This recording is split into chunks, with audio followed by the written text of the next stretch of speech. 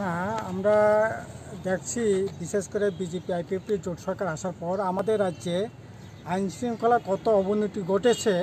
মানে প্রতিদিনই এমন কোনো দিন বাদ নাই যেদিন কোনো না কোনো মানে একটা অস্বাভাবিক মৃত্যু, মহিলাদের উপর নির্যাতন বা আপনার শ্লীলতাহানিতা, গণধর্ষণ, ধর্ষণ এগুলি প্রতিনিয়ত বেড়েই চলেছে।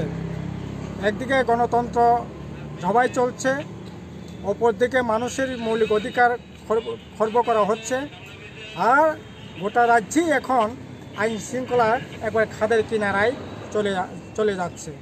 ফলে তারই একটা মানে এরকমই ঘটনা আমাদের গত এই মাসে আপনার 12 তারিখ বা 13 তারিখ, 19 তারিখ বিশ্রামগঞ্জ এবং টেপনিয়া, সেখানে একটা সামাজিক অনুষ্ঠান থেকে ফেরার পথে এবং পরিজন ছিল সাথে, জামাই বউ, তারা একটা সামাজিক অনুষ্ঠান থেকে ফেরার পথে কী ধরনের এত বড় সৎসাহস, শুধু মহিলা এক দুজন আসলে পরে হয়তো এইরকম ঘটনা, মানে পরিজন লোক থাকা সত্ত্বেও সেখানে কি করে মানে এখানে তাদেরকে জামাইকে সেখানে বৈশিষ্ট্যভাবে আক্রমণ করে এবং সেখানে যে বউকে সেখানে গণধর্ষণ মানে শ্লীলতাহানিতা করে সেখানে চরম একটা বিপর্যয়ের মুখে সেখানে ফেলে দিয়েছে আমাদের রাজ্যে আইন শৃঙ্খলা।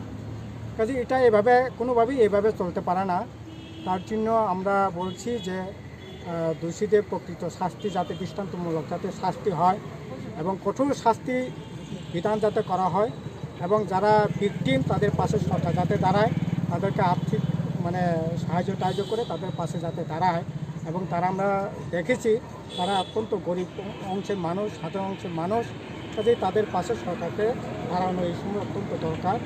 আমাদের দাবি হচ্ছে তাদের পাশে সরকার দাঁড়ায়, আর যারা এই দুষ্কৃতিকারী তাদেরকে রং, ধর্ম, বর্ণ না দেখে প্রকৃত দোষী হিসাবে তাদেরকে দৃষ্টান্তমূলক কঠোর শাস্তির ব্যবস্থা করা হোক, এই দাবি নিয়ে আমরা আসছি।